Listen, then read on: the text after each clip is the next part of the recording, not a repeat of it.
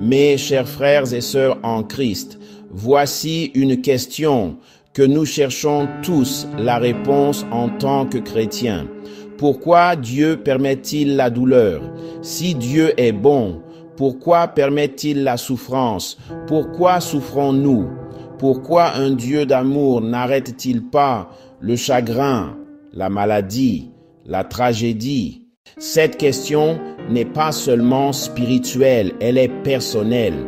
Si vous avez déjà perdu quelqu'un, luttez contre la dépression ou pleurez en vous endormant, en demandant à Dieu pourquoi. Vous n'êtes pas seul, mais voici la vérité. La Bible ne craint pas la souffrance. Elle l'aborde, elle l'explique, et plus encore, elle lui donne un sens. Au commencement, il n'y avait pas de souffrance. Genèse chapitre 1 nous dit que tout ce que Dieu a créé était très bon. Pas de mort, pas de maladie, pas de chagrin. Mais la douleur est entrée dans le monde par le péché, non pas parce que Dieu le voulait, mais parce que l'humanité a choisi l'indépendance vis-à-vis de lui. Romains chapitre 5, verset 12 dit, « C'est par un seul homme que le péché est entré dans le monde et par le péché, la mort. » La douleur est une conséquence de la chute. Un monde séparé de son Créateur. Voici une vérité difficile mais libératrice. Dieu permet la douleur, mais il ne la laisse jamais se perdre. Dans Jean chapitre 11, lorsque Jésus a appris que son ami Lazare était mourant, il ne s'est pas précipité pour le guérir, il a attendu. Pourquoi? Afin que la gloire de Dieu soit révélée par le miracle de la résurrection.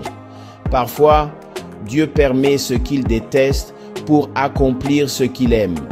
Romains chapitre 8, verset 28 promet « Toutes choses concourent au bien de ceux qui aiment Dieu. Toutes les choses ne sont pas bonnes, mais toutes les choses peuvent être utilisées pour le bien. » La douleur nous transforme, mais elle n'a pas à nous détruire. En fait, elle peut nous affiner. Jacques 1, versets 2 à 4 dit « Tenez pour une joie complète les diverses épreuves auxquelles vous pouvez être exposés, sachant que l'épreuve de votre foi produit la patience. » La douleur nous enseigne la confiance. Elle approfondit notre foi. Elle brise l'orgueil. Elle révèle ce qui est éternel. La croyance chrétienne ne concerne pas un Dieu lointain criant depuis le ciel, mais un Sauveur qui est entré dans notre douleur.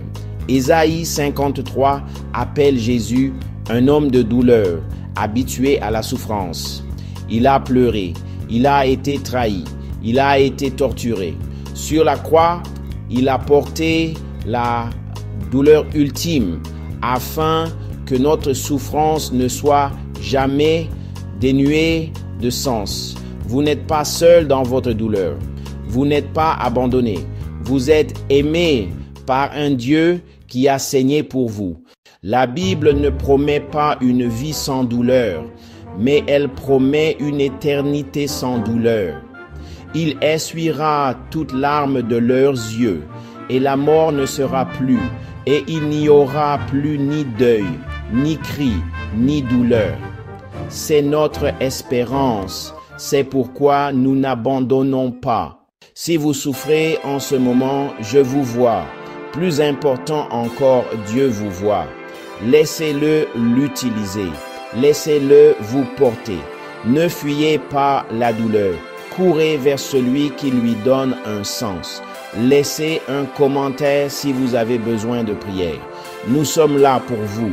Si cette vidéo vous a aidé, partagez-la avec quelqu'un qui souffre et revenez pour plus de vérité biblique, de discussions réelles et d'espoir inébranlable.